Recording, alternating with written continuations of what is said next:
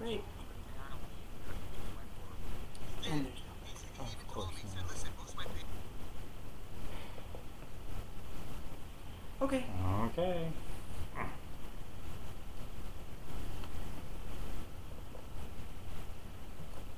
I'm bringing in the computer again. Because that has to be my Yeah, it has to be something. I mean, why is it not working? I don't know. I'll use my computer for a month. Why? Because that's how long it takes them to send it in. Oh, to HP? Yep. What are you gonna do for a month? So not happy. You're gonna use baby for a month? I don't That'd know. be sad. Ah. Okay. Hello. Hello. It's just, well, I guess, okay, so we were talking about feelings, and I'm sorry this is happening, but computer stuff, what can we say? I saw it flash in the whole bit. Yeah. Like, ooh. Anyway, so Okay. we were talking about feelings, and one of the things that we wrote about this week was, yes, we're back. Yay! Yay! We're getting our people back.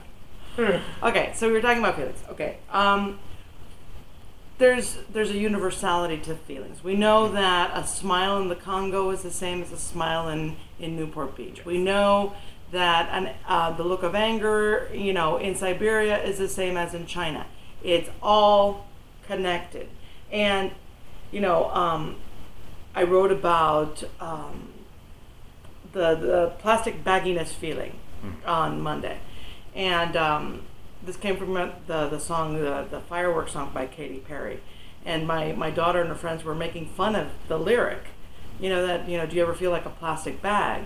And I'm like, why are you making fun of that lyric? Oh, it's so stupid. And it's like, okay, it's silly, but there's a certain feeling to that plastic bagginess that is universal. That people can connect with that feeling of being, tossed around in the wind, that you have no control. I'm like, that's something really special. So when I got up today, and yes, I am one of those freaks who taped the wedding, and I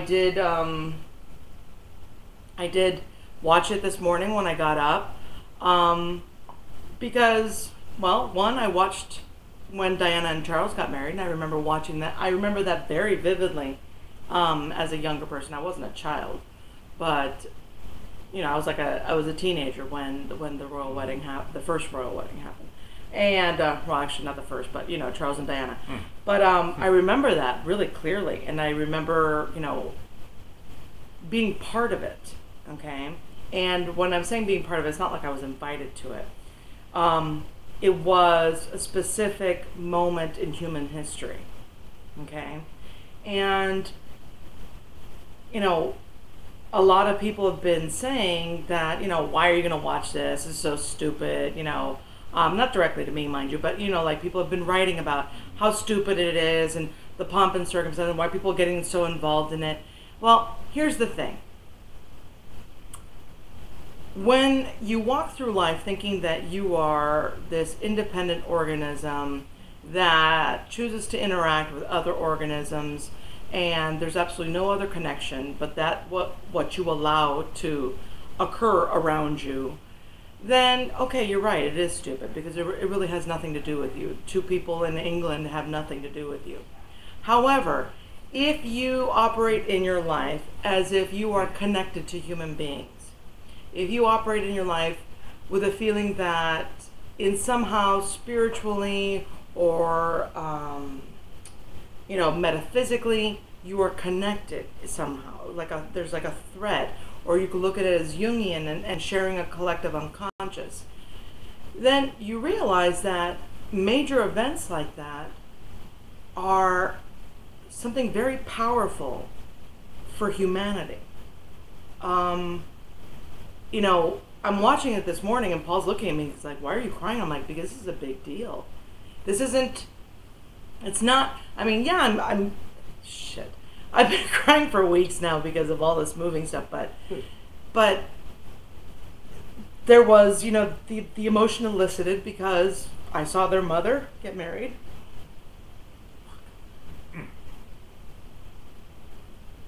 And as a mom watching that, going, oh God, I hope my kids don't have to go through that. And she's great too. See, I hope my kids don't have to do that. And the fact that they did pay a lot of tribute to Diana, that was like really just beautiful. I thought, that it's okay to be to honor a memory without taking away from your own day. But even more beautifully, if you watched the thing, you saw that there was like, they expected 20,000 people in Trafalgar Square. If you've ever been to England, Trafalgar Square isn't that humongous, where you would think that it's not an amphitheater. It's not, it's not like the Wembley Stadium or anything like that.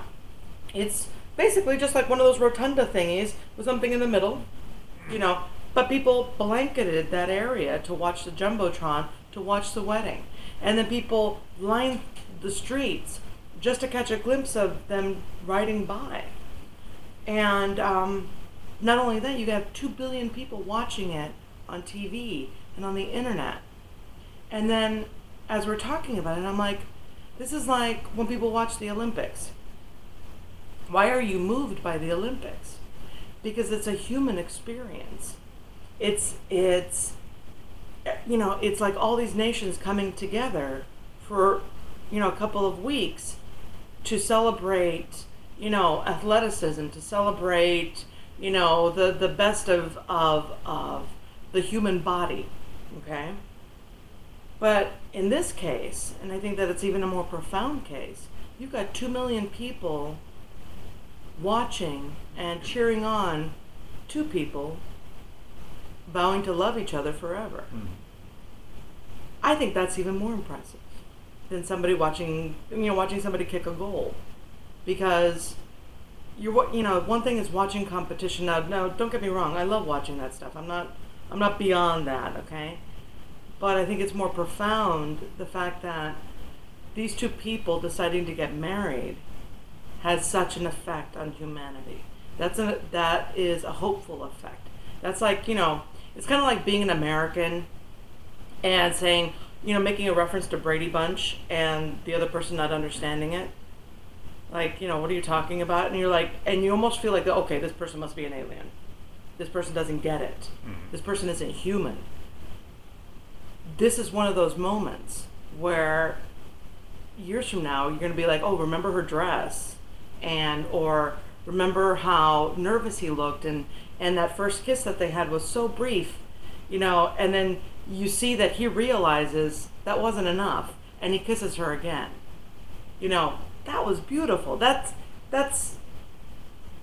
two people connecting, and this is what it's all about.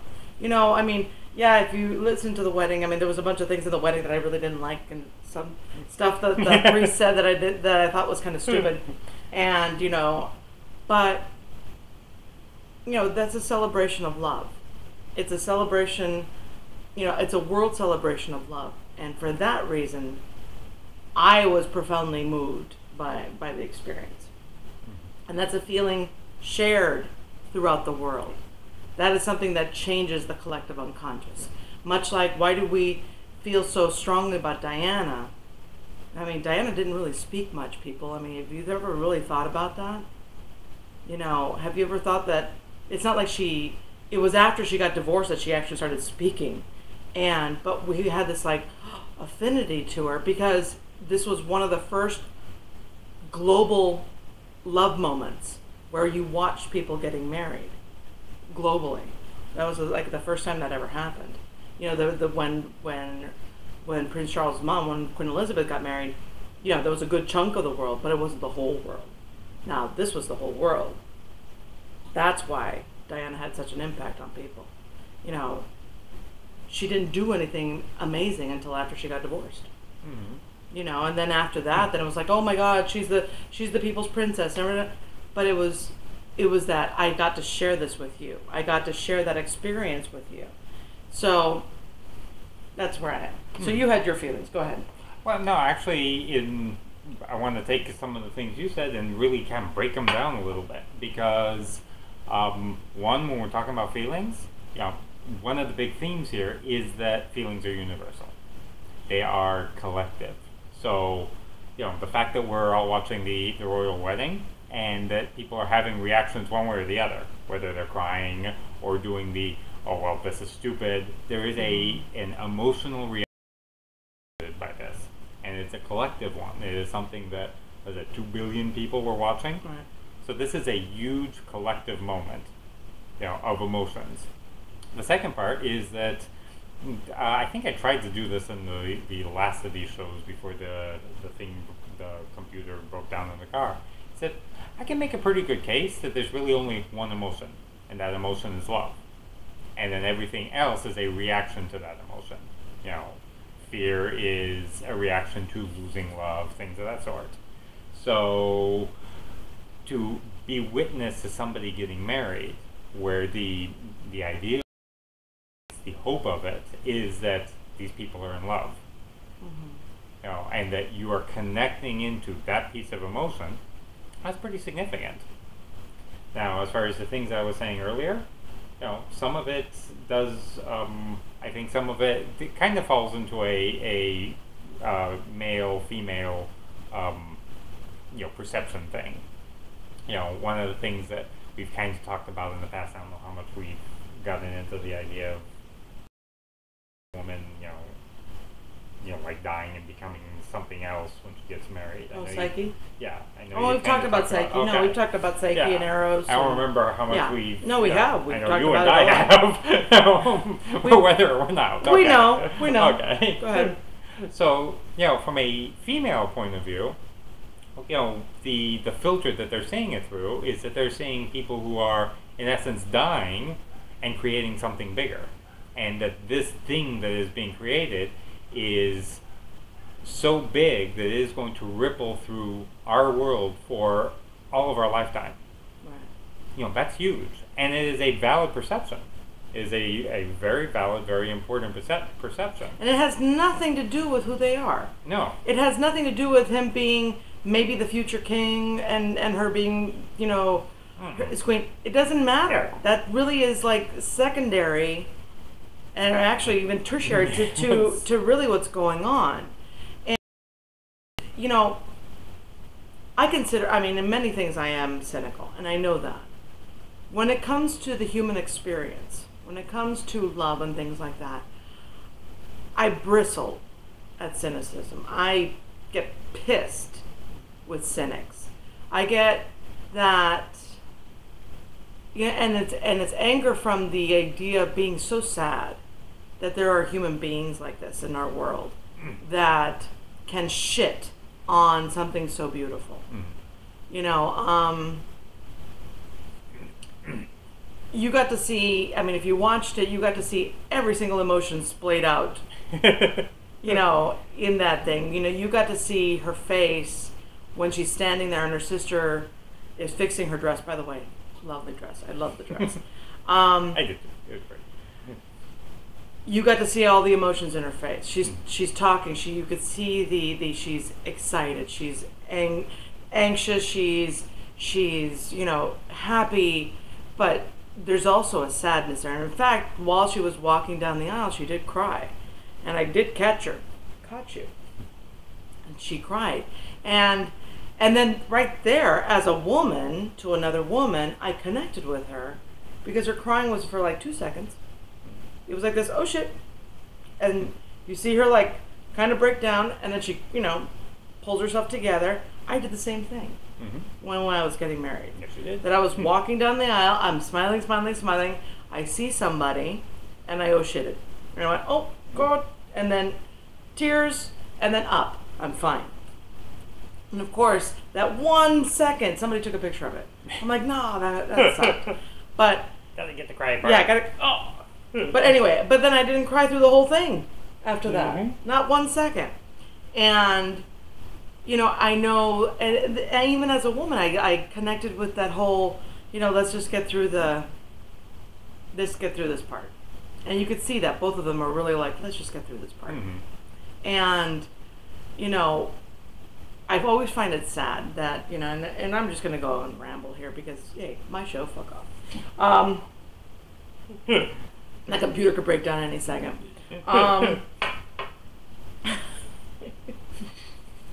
I always find it interesting, like those big public weddings have nothing to do with the two people getting married. Oh yeah. And it's sad, because... Well then, which actually kind of brings me to, because I mentioned the thing about the female perspective. Well, the male perspective, we don't have the person dying and being reborn as a husband or wife feeling. We have more of this is another job, they're taking on. So, we look at it and go, it's a wedding.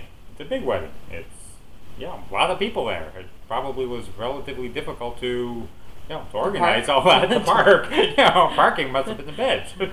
Luckily, he got dropped off. Yes. Yeah. But we're looking at it with this filter of, okay, this is the first step of a whole lot of other stuff that they have to do, all of which is more important than this. And that's a valid perspective also. So that goes in then to, the fact that the wedding really has nothing to do with the people getting married. That's, it really does. Their work comes later. Yeah, it's, we know, when you study ritual and when you study things like that the ritual really is a public announcement of their union. That's why you have to have witnesses. That's the whole point. Someone has to be witness to me and Paul saying, yeah, I'm going to stay with this guy. That's the whole meaning of it. What the profound thing that comes afterwards is what they create after it, what they create from it. And so obviously this little wedding this morning elicited a lot of feelings, and not just in this house. 2 billion people. They were saying, Ann Curry was saying this morning that there was people there from Seattle and Maryland and stuff standing there. These are not even British people. They're people that flew all the way over there. Now, I was reading about some Missouri woman who quit her job to go to the royal wedding, to go stand on the sidelines of the royal wedding. And most people would be like, oh my God, what a freak, Yeah, you could see it like that, or I could reframe it to be like, this is somebody who gets that this is something bigger than just a wedding, and wants to be part of it. I do fall into that. Yeah, okay, well, she quit crazy, her job. right? That's she kind quit of her crazy job. shit. It's like, But I could be part of it honestly, by watching it on TV. Hold on a second. Had anybody said to me, hey, Lee, do you want to go to the royal wedding? I would have been there in a hot second.